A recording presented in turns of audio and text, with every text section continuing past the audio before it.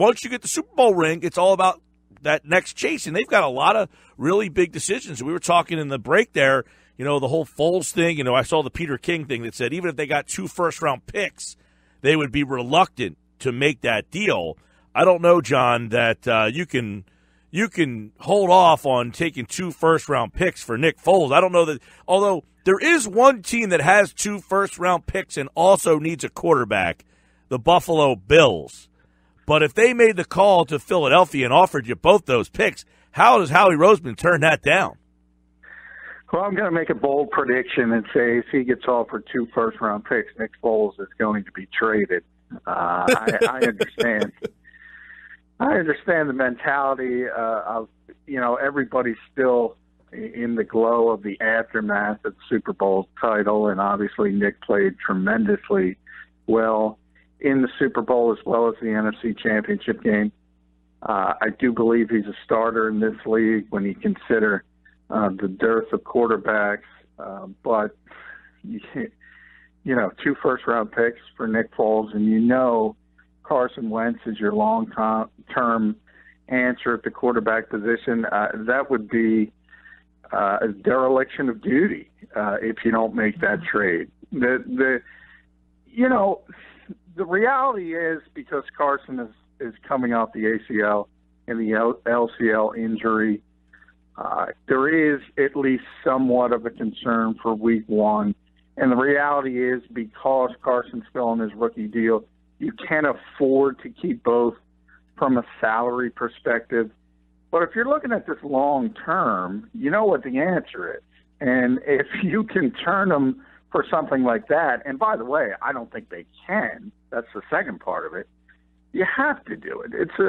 It's absurd to suggest anything otherwise. Right. Now, obviously, as this offseason goes on, there's going to be more and more speculation and stuff getting out there. I guess the number for you, okay, for me, John, the answer comes down to, believe it or not, I think it comes down to Nate Sudfeld. How comfortable do they feel with Nate Sudfeld? Because you're right, they have the cards here. They can say no to anything they want. But if they feel confident enough in Sudfeld, it doesn't have anything to do with when Wentz returns. It's if Wentz can't play, do we feel that Sudfeld can get us through a month or 6 weeks? And if they feel confident with that, then they can open up their phone lines, right? Yeah, and I think the reality is it's not going to be a month. I think Carson will be back week 1. But even if it does linger and he's not 100%, the bigger issue with the backup quarterback, if you believe Doug Peterson and you take him on his word, he said it was very, very, very important to have a backup quarterback with experience, and that's why they brought Nick Foles here. If you translate that to next season, no matter how good Nate Sudfeld looks, that's not the definition of Nate Sudfeld. So if he holds true to form, he wants some kind of veteran. And they're going to, if they do trade Nick, they're going to have to bring in somebody else. I don't think they would feel comfortable from talking with Doug and talking with Frank Reich before he left, and even John DeFilippo. They believe in experience in that position. And as I said, Nate Sudfeld doesn't fit that. John, when you talk about the Nick Foles situation, Nick Foles isn't going to make a gripe about being traded or anything like that. He's very comfortable in Philadelphia. You said that multiple times. Are the Eagles basically looking at this as though, listen, if we get a great deal that we like, we're going to trade him. If not, we're going to keep him, and we're just going to have the best quarterback situation in the NFC East? Yeah, I think that's going to be – they're not going to go out of their way and say we have to do it right now because, as I said, the key issue from a salary perspective is Carson is still manageable, whereas obviously if he was up for an extension and making $25 million a year, you can't pay a backup $7 million. So they can afford to do it. So from that perspective, they will need to be bowled over.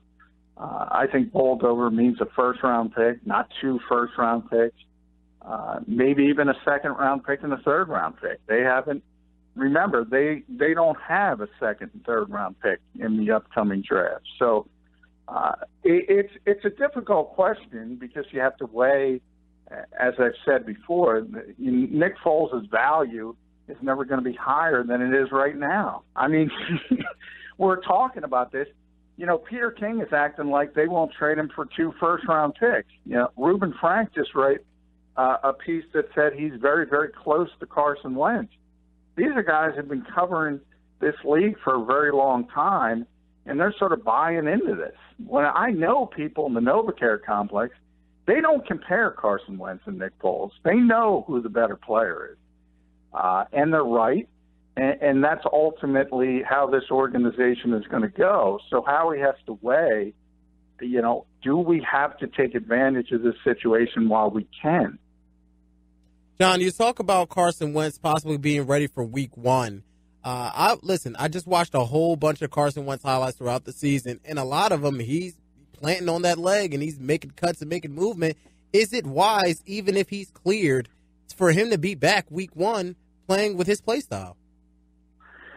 Yeah, I mean, if you're cleared, you're cleared, and you play. That's just the way it is in the NFL. And they're not going to put him on the field if he's not medically cleared. Apparently it's not like that in the NBA. Well, the Sixers are in a whole different category. But they're not going to obviously push him back before he's ready or anything of that nature. But I always go back to Adrian Peterson, who actually tore his ACL later than Carson Wentz did, and he was back for week 1, and he won the MVP that year. This whole old school mentality of a 12-month injury and you're not right for 2 consecutive years, that's the way it used to be. Now it's a 6 to 9 month injury. People were talking about Jason Peters. He's moving around so well from his torn ACL. People said he could probably have played in the Super Bowl. That's how quickly things move. Wow. And now that was a bit hyperbole, but I'm saying he was moving around so well. There's been a lot of advancements, and as far as rehab and as far as understanding this injury and the surgery, I don't have any question. 0. If you put me on a scale 0 to 100%, is Carson Wentz going to be ready for week 1 of the 2018 season? I'm at 100%. He's going to be ready. Pretty bold. I mean, in that case, if they feel that as strongly as you do, I mean, now the free agent market for quarterbacks, there's a couple of veteran guys, Josh McCown, Ryan Fitzpatrick, Mark Sanchez, Matt Moore. I mean, there's a couple of guys who have at least won games in this league that, when you have a backup, a veteran backup, you turn to them because you want them to be able to get you through 2, 3, 4 games and not ruin your season. It seems that there are guys out on the market that fit that bill. Yeah, there are, and there always are. Unfortunately, the Eagles are not going to be as comfortable, obviously. Generally, you hit the nail on the head, Mike. You want somebody who's able to get you through a 2 or 3 week hump, not win the Super Bowl MVP. So as it turns out, the Eagles had an embarrassment of riches at the position. You'd like to keep it together. But if you do, and again, you have that possibility, you can do it from a monetary standpoint. You're not going to be able to do that next year from a monetary standpoint.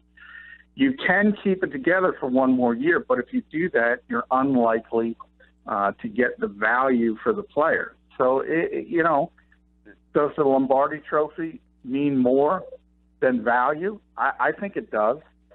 They already got 1. If they can get a second one, does that mean more than an extra first-round pick, an extra second-round pick? I think it does. So I think that's the bigger question for the Eagles. Do they want to keep the band back together for 1 more season, knowing eventually if they do that, they're going to lose Nick Foles to free agency? John, when you look at this team after a Super Bowl victory like that, everyone has their biggest needs. Does this team have a biggest need to address via free agency or the draft right now that is a must, like last year when you talk about cornerback and receiver and et cetera? Yeah, there's no glaring need where you say, like last year we were saying they need to add talent at receiver. They need to add talent at cornerback. there's nothing where you say they absolutely have to do something. You would assume they're going to move on from Torrey Smith. I'm not certain that Matt Collins is ready to step in. So you would like to add a receiver. You'd like to add a young tackle, because even if Jason Peters is back, he is 36 years old. You'd like to add some depth, certainly to the linebacker position. And I think because of all the injuries, there's questions over the long-term viability of Jordan Hicks. Plus, you're probably going to have to pay Nigel Bradham to keep him. Can you afford to pay Nigel Bradham and Michael Kendricks, $7 million a year? Probably not. So those are the types of positions. But, hey, this team's deep and it's good. There's a reason they won the Super Bowl, and there's not a lot of glaring deficiencies. Yeah, another thing is, too, when you look at some of the decisions they have to make. They got Sidney Jones coming back. We talked the other day about Patrick Robinson, but Sidney Jones, Ronald Darby, Jalen Mills, they got a lot of depth there. So that's a spot. And essentially, they got the draft coming up. They'll be picking 32nd, but you're adding Sidney Jones, a guy that many people thought was a first-round pick a year ago had he not been hurt. You're adding him to the fold. It's like almost having a first-round pick coming back to you. So they're essentially adding a lot more talent than a Super Bowl champion typically does through the draft just by getting Jones to play.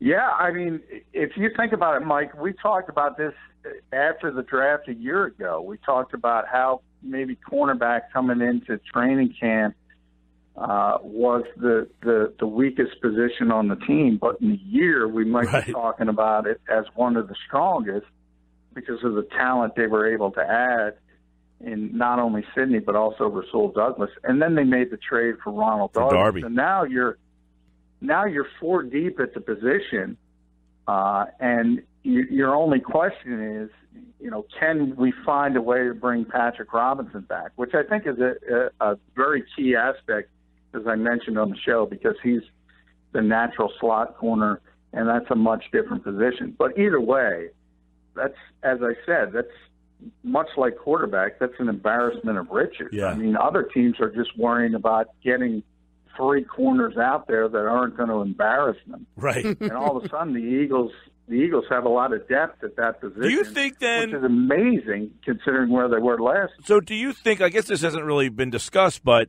with Jones, and I don't know, maybe you would have better insight on what they think of Jones, what kind of player they envision him as. Obviously, when they took him thinking that they got a guy of value where they got him, and people were up in arms that how do you take a guy in the second round? This team needs help now. Well, it turned out that they were wrong, and that they got a guy that was valued considerably higher than where they took him. But would they consider moving a Mills or a Darby? I don't think they would move Sidney Jones, maybe Rasul Douglas, but do you think they would consider moving one of those guys? I don't think so at this point, because you do need good corners in this league, because everybody's trying to spread you out, and there's such a lack of corners, and everybody's looking for them. So to have four young guys like that as to be in a position to move forward, and they're all, under their rookie deals. You don't have to worry about big money at this point. You almost have to keep them together. And then when they start coming up for extensions, obviously Mills and Darby would be first, then you have to start making the difficult decisions. But this is what you want. You want young guys who are proven performers, and in the case everybody there is, even Rasul played well in his opportunities, except for Sidney Jones, and he's the one with the top 15 talent. You almost have to keep them together, and I think the Eagles certainly will. Hey, speaking of draft choices, Pumphrey was a guy that didn't play at all, but do they have plans for him in the future? Do they think that he is a guy that, we heard a lot about that they were putting in specific plays for him, and that, they didn't want to really play him this year because they didn't think he was ready, but the full year sitting out, do you think that he's a guy they look at this offseason as a big part of their offense moving forward? Yeah, I think that's to be determined because he did not look like an NFL player in training camp once they put the pads on. He looked great in OTAs and off season and when there's no pads, and that's the issue with Donnell Pumphrey. I mean, he's so small, and he's so slight. He's got to get bigger. He's got to get stronger. Everybody made the natural comparisons with Darren Sproles, but I said it time and time again. I don't know how many times. People say Darren Sproles is small. He's not small. He's short. He's one of the most powerful players on the Eagles team. He's one of the strongest bench pressers. His lower body is so thick. And Donnell Pumphrey's the exact opposite. I mean, he looks like a high school kid playing with NFL players, and it showed up in training camp once they put the pads on. I think ultimately he's got to get stronger, and it's up to him in the off season, and can he do that? John, staying with the running backs, LeGarrette Blount played a key role on this team. He's a free agent, and so is Darren Sproles. Do you see either of these guys back next year? Yeah, I mean, I'm gonna rate the free agents. Going to be up on the website tomorrow about who they need to bring back. But those are interesting guys. Darren, I don't think there's any question that if he was healthy and played this season, he would have walked away and retired if they won the Super Bowl. But he doesn't like the way he went out. So if he does want to come back, you got to work out a contract with him. He's 34 years old. He still would be obviously a heck of a punt returner in a third down back for you. But the number has to be right. And that's going to be very, very difficult for a team that right now is $8 million over the salary cap. I mean, they have a lot of cutting and a lot of adjusting to do before they can think about signing players to new contracts. And LeGarrette, the reality is he was tremendous all the way up to the Super Bowl. He dominated his old team. He didn't create waves. A lot of people thought there would be issues about the running back by committee.